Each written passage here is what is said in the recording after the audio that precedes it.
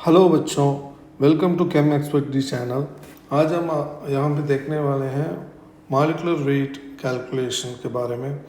हमने last 2 video में molecular weight के कैलकुलेशन के बारे में डिफरेंट प्रॉब्लम सॉल्व किए हैं और इस बार हम डेंसिटी और टाइम और मॉलिक्यूलर वेट डेंसिटी के बारे में एक प्रॉब्लम में देखेंगे with density of gas.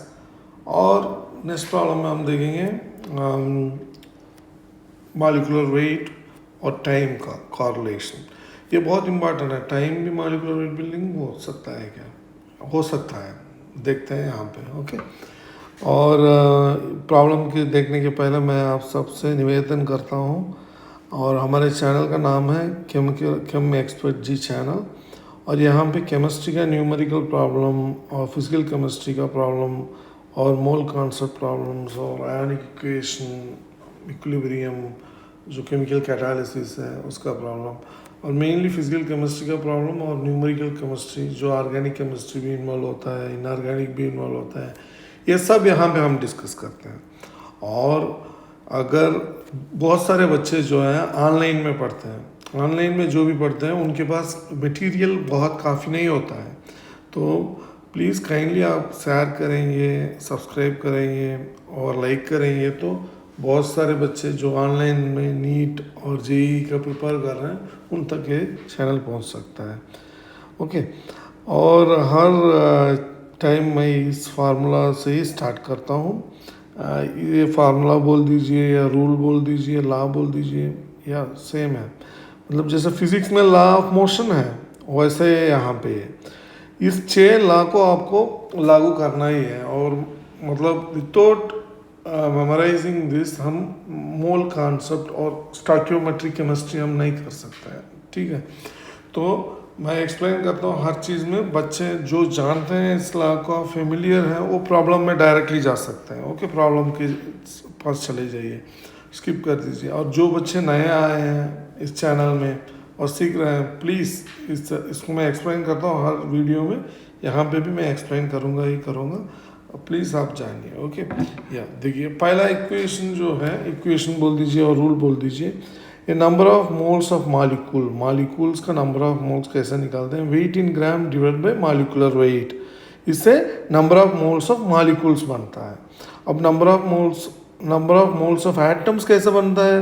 Wait in gram divide by atomic weight से भी हम निकाल सकते हैं number of moles of atoms. Number of moles of gas कैसे बनता है? नंबर ऑफ मोल्स वॉल्यूम से।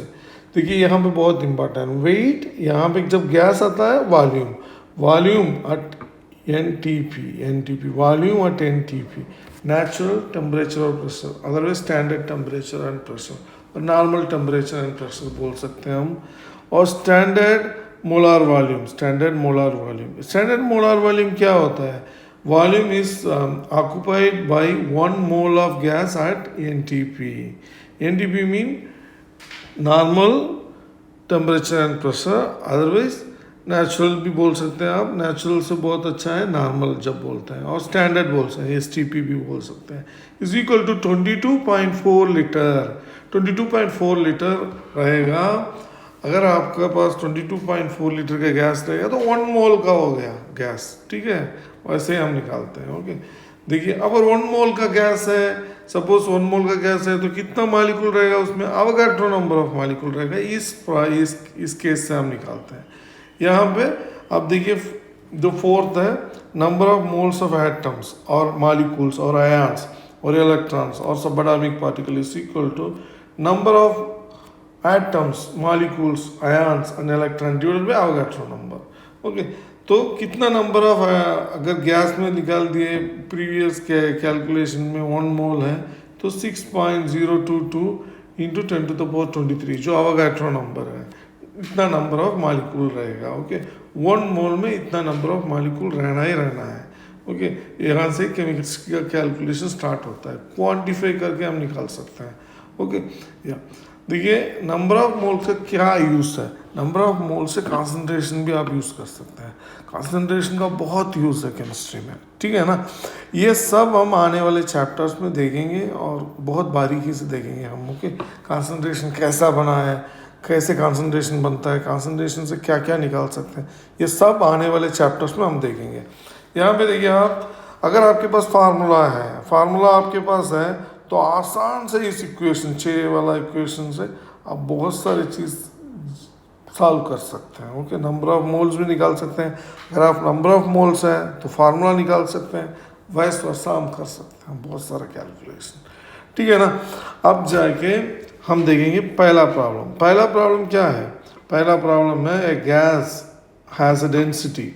गैस का डेंसिटी क्या है? यहाँ पे हमारा गैस का डेंसिटी है 1.25 ग्राम per liter at STP, standard temperature pressure. Another gas occupies the same volume as 28 gram of nitrogen at STP. 28 gram of nitrogen at STP. Find the mass of this gas. Okay, find करना है इसमें। ये problem बहुत आसान है। इस problem में trap है। ये ट्रैप क्या है हम बोलते हैं। देखिए इस प्रॉब्लम में क्या ट्रैप है। प्रॉब्लम 3। ओके, इस प्रॉब्लम में ट्रैप ये है, हम डायरेक्टली चले जाएंगे, इस रूल को अप्लाई करने लगेंगे। यहाँ पे जाके इस रूल को देखेंगे, इस रूल को यहाँ पे देखेंगे, इस रूल को अप्लाई करने लगेंगे। ठीक है ना। ये यहाँ पे फ़ायदेमंद नहीं हो सकता है, तो इस रूल को आप अप्लाई नहीं करना है आपको, क्योंकि इस रूल को अप्लाई करने से हमको बहुत सारी दिक्कत हो जाएगी। यहाँ पे यही है ट्रैप। यहाँ पे डेंसिटी दिया गया है, तो पहले आपको बारीकी से इस प्रॉब्लम को सॉल्व करना है।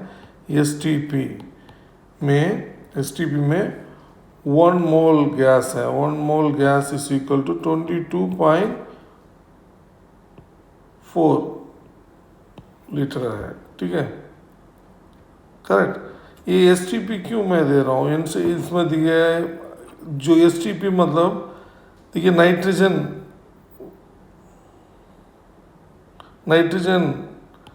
का मॉलिक्यूलर वेट हो गया 28 ग्राम पर मोल। ठीक है ना। नाइट्रोजन का 28 ग्राम पर मोल हो गया। तो अगर आपके पास 28 ग्राम नाइट्रोजन है, यहाँ पे प्रॉब्लम में 28 ग्राम नाइट्रोजन बोल के दिया है, तो नंबर ऑफ मोल्स कितना हो रहा है? Number of moles, rule number, क्या रूल यूज़ कर रहे हैं? रूल नंबर 1 यूज़ कर रहे हैं यहाँ पे हम। देखिए आइए, यहाँ पे रूल नंबर 1 है। रूल नंबर 1 को यहाँ हमने लागू किया है, और जब हम रूल नंबर 1 को लागू करते हैं तो हमको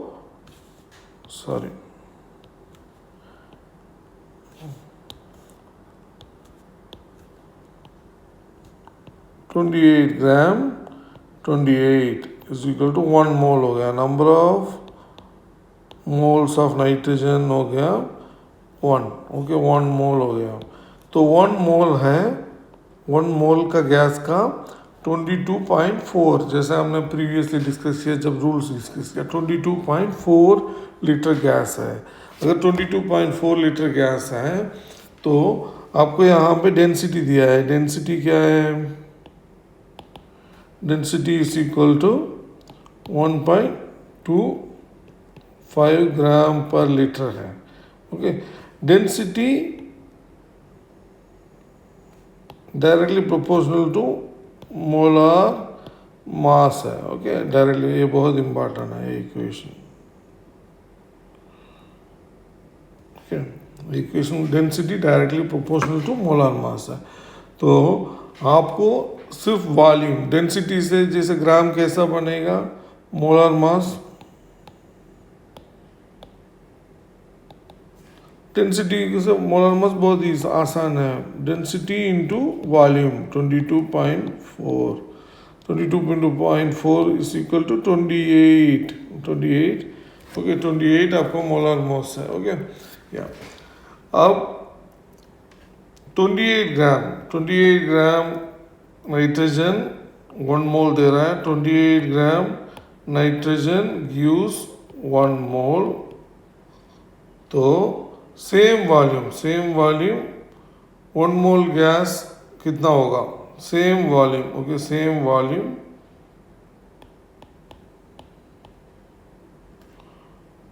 1 मोल गैस कितना होगा, इट इज़ नथिंग बट आपका वही 1 मोल है, तो मास निकाल दीजिए, रूल नंबर 1 को लागू करेंगे यहाँ पे, 1 इंटू 28 आप डाल दीजिए, तो 28 ग्राम, ओके, 28 ग्राम। तो कितना मास ऑक्यूपाई करेगा, 28 ग्राम, ओके, यही है आंसर, 28 ग्राम ही आंसर है, ओके। 28 ग्राम आंसर है, बिकॉज ये नाइट्रोजन का है, तो नाइट्रोजन से आप निकालते हैं। ये बहुत सारे टाइम स्टूडेंट्स रॉन्गली सॉल्व कर देते हैं, ओके। या अब हम जाके सेकेंड प्रॉब्लम देखेंगे। सेकेंड प्रॉब्लम, ये पहला प्रॉब्लम सॉल्व हो गया यहाँ पे, ये डेंसिटी ट्रैप प्रॉब्लम है, ओके, जिसे जेई में पूछा जाता है। अब सेकेंड प्रॉब्लम क्या है, 2 gases A and B occupy equal volumes at same temperature and pressure. Time taken for effusion mean diffusion आप जान रहे, हम कॉन्सेप्ट को एक्सप्लेन करेंगे आपको। ये is 4 times that of B, okay, B से मतलब 4 times आता है ये डिफ्यूशन, ये का डिफ्यूशन 4 times ऑफ बी है, okay. The molar mass of B is 16, find the molar mass of A. अब मोलर मास हमको देखना है, और डिफ्यूशन के बारे में बोला गया, इफ्यूशन डिफ्यूशन ये क्या है हम यहाँ पे आपको बोलेंगे। पहले जब हम कॉन्सेप्ट में जाएंगे तब हम आपको बारीकी से समझाएंगे। ये हमारा कितना प्रॉब्लम है, 4th प्रॉब्लम है, हमारा 4th प्रॉब्लम है, ओके। ये हमारा 4th प्रॉब्लम है। इस प्रॉब्लम में क्या है, हमको पहले जानना है Graham's law.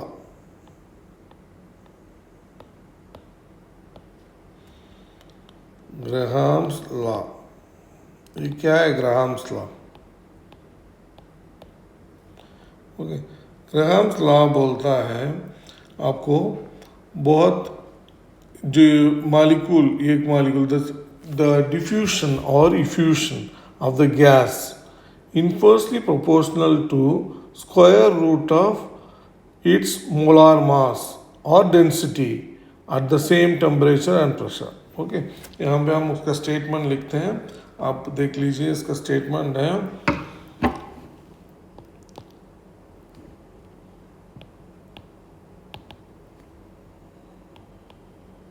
Rate of diffusion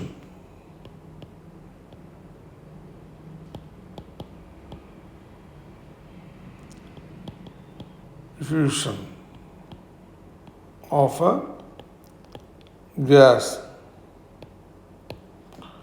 is inversely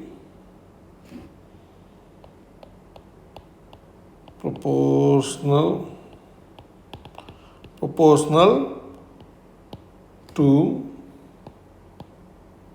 to the square root of its molar mass or density, okay, at the same temperature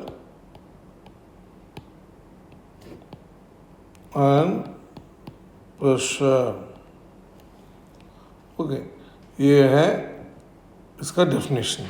ये डेफिनेशन बहुत इम्पोर्टेंट है, और यहाँ पे इसका मैथमेटिकल फार्मूलेशन हम लिख लेते हैं, R1 divided by R2 is equal to square root of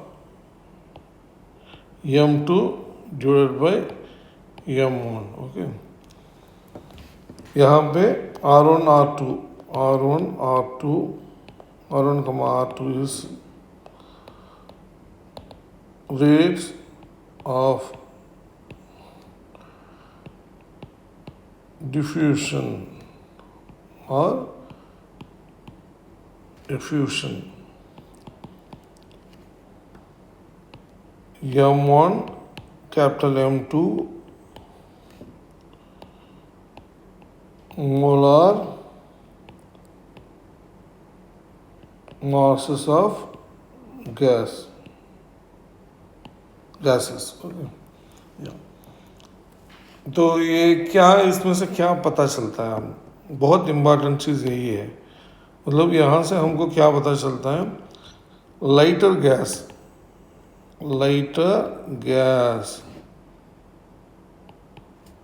moves faster. Okay. heavier mean molecular weight जिसका अधिक है. heavier gas moves slower. ये बहुत सिंपल लॉजिक है. अगर एक बंदा बहुत लाइट वेट है, बहुत फास्ट रन कर सकता है. अगर वो बहुत हेवी है, ओबीस है, तो रन करने में दिक्कत होगा है ना. तो वही है यहाँ पे, जो जैसे बंदे के साथ आपने कर दिया, मालिक्यूल के साथ भी हम इजीली निकाल सकते हैं. मालिक्यूल भी वैसे ही बिहेव कर सकता है जैसे ह्यूमन बिहेव करता है, वैसे ही बिहेव करता है. ओके. या इस इक्वेशन को अब हम यूज़ करेंगे हमारे इस प्रॉब्लम को सॉल्व करने में. हम जाते हैं अब हमारे प्रॉब्लम में. ये प्रॉब्लम को हम इस मेथड को यूज़ करके कैसे सॉल्व कर सकते हैं. देखिए, ये भी दो गैस हैं हमारे प्रॉब्लम में. TA and TB is equal to MA MB. Okay. Molecular weight of A. ये कैसा बना है? मतलब देखिए, ग्राहम्स रूल है, रेट से बोल रहे हैं. रेट से ये कैसे हम ड्राइव करें? देखिए, रेट इक्वेशन आप जानते हैं. रेट मतलब माइनस जो भी रेट, अब कॉन्सेंट्रेशन है, जो भी है कॉन्सेंट्रेशन का, आप उसको निकाल दीजिए कॉन्सेंट्रेशन का, और टाइम TA. ओके. ये का कॉन्सेंट्रेशन, और ये जो है फ्लो कॉन्सेंट्रेशन है B का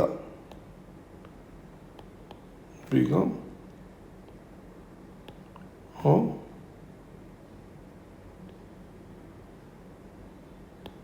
B इज इक्वल टू, आपको यहाँ पे जो ये इन्वर्सली प्रोपोर्शनल यहाँ पे आ रहा है. जब रेट लिख रहे हैं इन्वर्सली प्रोपोर्शनल है, तो यहाँ पे इन्वर्सली प्रोपोर्शनल लिख दीजिए.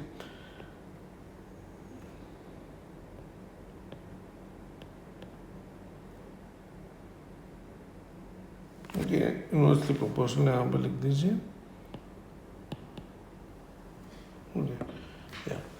अब देखिए, यहाँ पे कंडीशन है.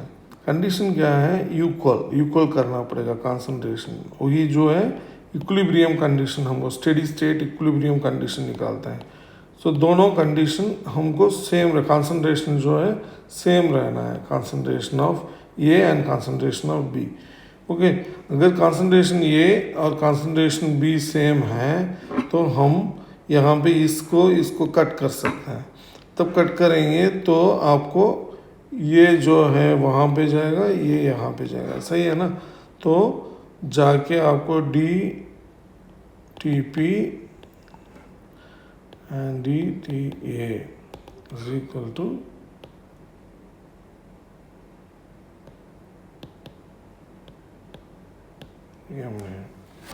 अब ये जो